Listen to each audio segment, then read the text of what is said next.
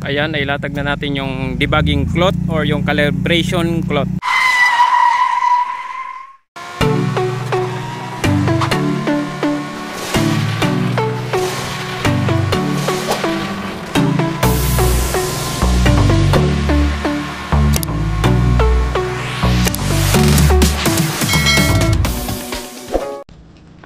Trippings, nandito tayo sa tabing dagat.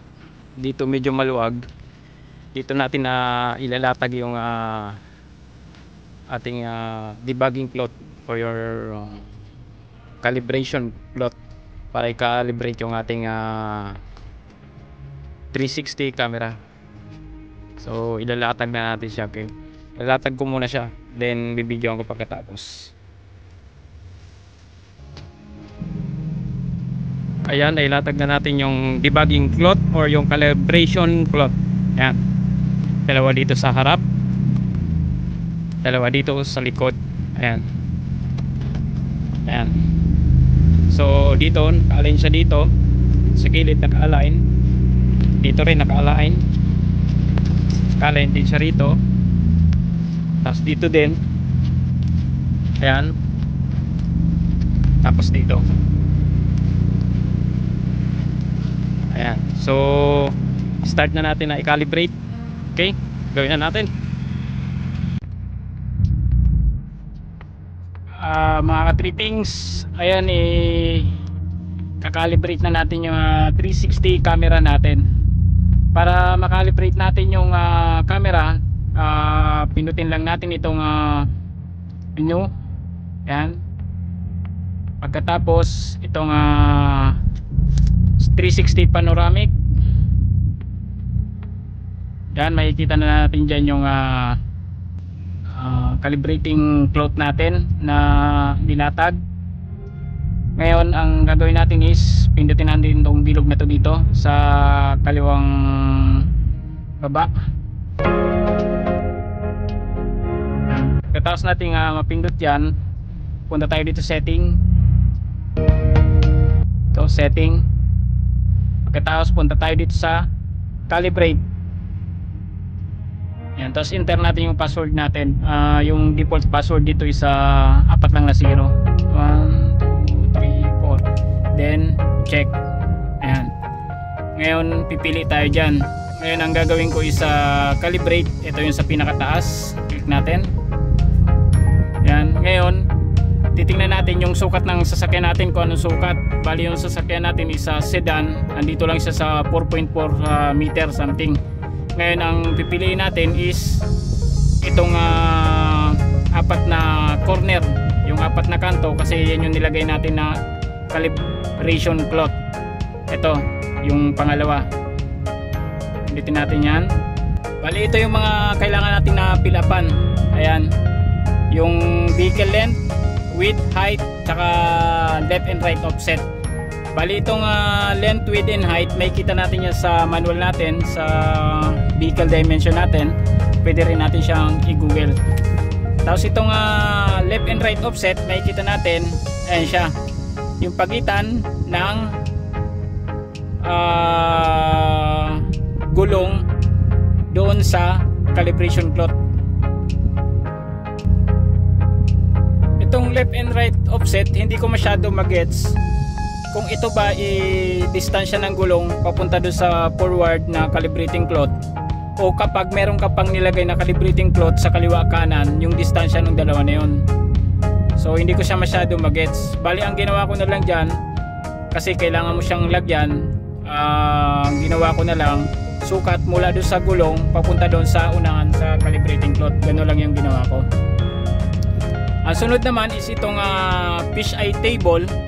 Itong fisheye table, palagay ko is ito yung serial number doon sa nakasulat sa ating wire sa 360 camera. Kasi yung mga 360 camera, meron mga nakasulat dyan na number na lens. So yun, titingnan nyo yung kung ano yung nakasulat doon. Bali yung sa akin, yung sa Sony, sa 360 ko, ang nakalagay doon is Sony 2053, pero hindi ko pa siya sure kasi marami ditong nakalagay na number. Ayan, ayan, marami kang makikitang number dyan, kaya hindi ko masyado alam pa kung ano ba talaga yung ilalagay ko dyan. Pero meron dyan ka makikita na 2053, ayan 2053, 2053, ayan 2053, 2053. Hindi ko masyado mag-gets kung alin dyan yung ilalagay ko, kasi maraming number na nakalagay dyan eh. Ayan, ayan, marami siyang number. Meron dito nga 4007, 2053 akong nakita. Hanapin ko dito kung meron 4007 o wala siyang 4007 na 2053. Kaya ang gagawin ko, naka-default siya ng 8255255, naka-default siya. Kaya ano ko na muna siya, lalaktawan ko na muna siya para mapabilis tayo. Ayan, hindi ko muna lalagay yung sa PSI table. Ang sunod is itong calibration aid. Ito gawin muna natin, lagyan muna natin lahat ito. Yung vehicle length natin, lalagay natin dyan yung length. Bali ito, lahat yan, sukat ko na, nailista ko na dito. Sa vehicle length natin, ang makikita natin sa manual natin tsaka sa Google is mm siya. So i-convert lang natin sa centimeter. Ang length natin ay 442 centimeter. Check. Ang sunod is yung width natin, yung lapad. Ang lapad niya is 173 centimeter. Check. Ang sunod naman is yung vehicle height, yung taas ng vehicle natin. Sa atin, sa dimension natin, makikita natin is 1,475 mm yun. 75 mm. So ang ginawa ko, ni-round up ko na lang, ginawa ko na lang na 48. So 148 cm. Okay? Tapos yung sa offset nya, ayun, sinukat ko mula doon sa gulong papunta doon sa calibration cloth. Ang sukat ko is 90 cm. So 90. Ayan, 90 cm. Check. Ngayon, ang sunod naman, lagyan natin is ito naman yung sa calibration aid. Yan. Yung sa calibration aid, andyan yung lahat niya makikita. Pag clinic nyo yan, malalaman nyo kung alin yung kailangan nyo sukatin. Pero sa akin, ayan, nailista ko na siya, nasulat ko na siya para madali yung paglagay natin. Wheelbase. Pag clinic mo yan, ayan ang lalabas niya. Yung distansya ng gulong. Makikita natin yan sa manual natin, sa dimension ng sasakyan natin, nandun yan. Ang wheelbase ng Toyota Vios XLE CVT 2022 sa mm is 2,550 mm. So yung nakalagay dyan, centimeter yan. Convert natin yung 2,550 mm, gawin natin ng centimeter is 255. Yan, lagay natin 255. Okay? Tapos yung rear overhang. Rear overhang naman, ang ibig sabihin niya is sa likuran na gulong, sa center niya, papunta doon sa pinakadulo ng trunk natin. Yun yung kailangan natin sukatin. Sa akin, sinukat ko na 95 cm. Yan. Ang sunod naman is yung trunk width. Ibig sabihin yan, yung distansya ng gulong natin sa harapan, yung dalawa sa harapan, yung distansya niya. Sinukat ko siya. Ang sa akin, ang sukat ko is 165. So okay na yan, 160. Okay na yan, 160. Ang sunod na naman na susukatin natin is yung front camera height. Ibig sabihin yan, yung doon sa unahan natin na camera, yung distansya niya hanggang sa ground. So sinukat ko siya. Ang sa akin is 53 cm. Sunod naman is yung left camera, yung distansya ng camera sa ground. Okay? Ang sa akin is 94 cm. Sunod naman sa rear, yung sa hulihan ng camera. Ang sa akin, ang sukat ng sa akin ay 90. cm. Sunod naman is yung sa right, yung sa kanang bahagi ng camera pupunta sa ground. Sinukat ko, ang sa akin is parehas sila 94. Yan. Sunod naman yung front gap. Ang ibig sabihin ng front gap ay yung sukat ng calibrating cloth papunta doon sa unahan mo, sa pinakaunahang bumper mo. Okay? Ang sa akin, ang front gap ko is 10 cm. Yan. 10 cm siya.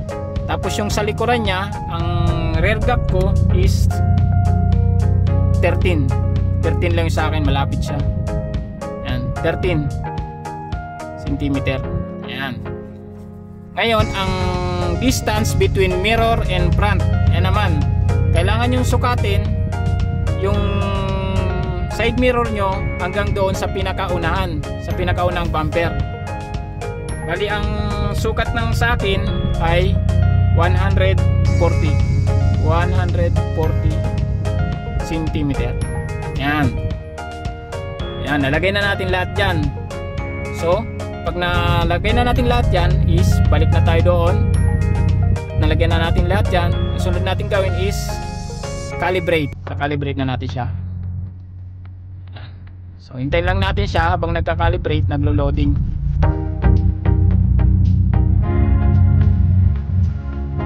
Yan. Pag na-calibrate na ng ganyan, ito naman yung mga number na yan, yung 1, 2, 3, 4 hanggang 8 yan, kailangan natin siyang itapat doon sa calibrating cloth sa bawat kanto. Yung pinakakanto na yan, yung mga kanto ng calibrating cloth natin, yung kulay itim. Yan, gawin na natin. Una natin is yung number 1. Malapit lang siya, madali lang. Kailangan natin siyang itapat.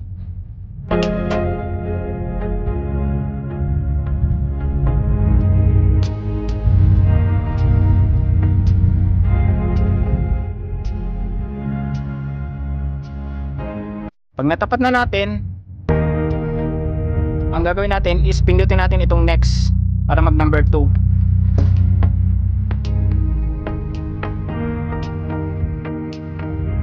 Ayan, tapat na. Next.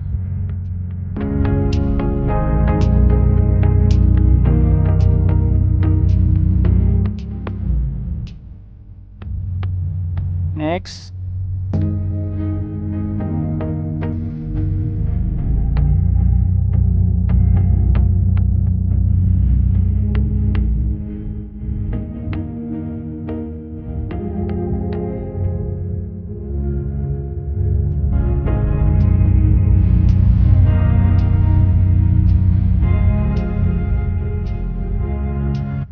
Yan, ganun lang, sunod-sunod lang yon hanggang sa matapos.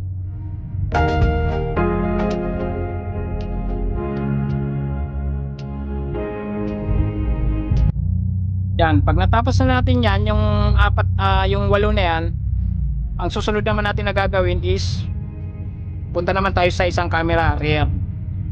Yan, pindutin lang natin, ganun lang. Umpisa ulit tayo sa number 1 hanggang sa matapos hanggang 8.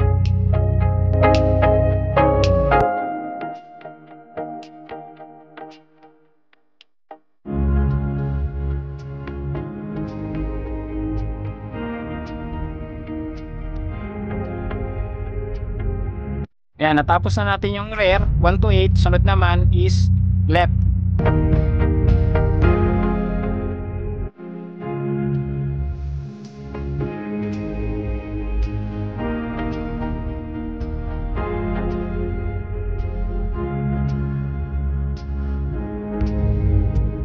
Ayan, natapos na natin yung left. Sunod naman is sa right.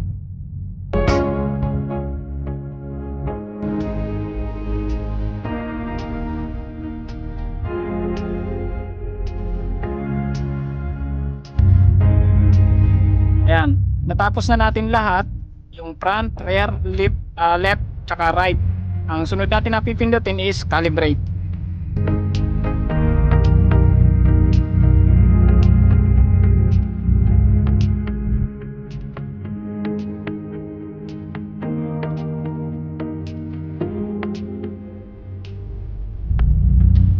Hintayin lang natin siya habang naglo-loading, nagpa-processing.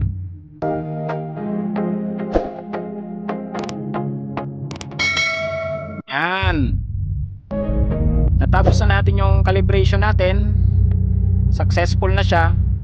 Bali ito na yung kinalabasan niya. Yan. Yun na.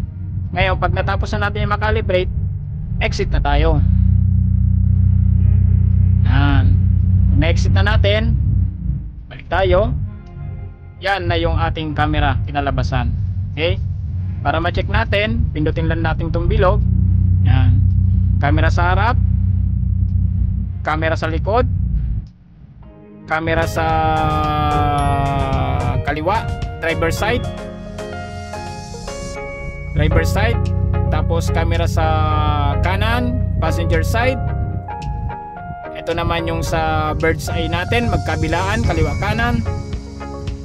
Ito naman yung bird's eye natin sa unahan. At ito naman yung pinaka front camera natin sa bumper. Yan, kita natin yung buong harapan. At syempre, ito yung ating 360 camera. Yan. Kitang-kita yung paligid natin. Yan.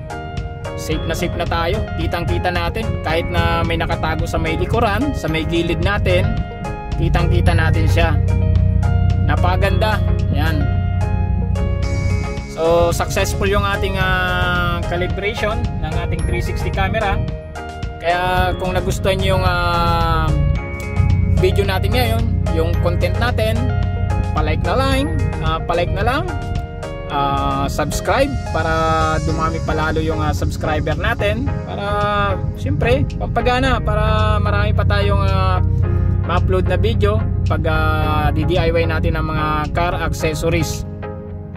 Pa-share na rin sa video para malaman din ng iba.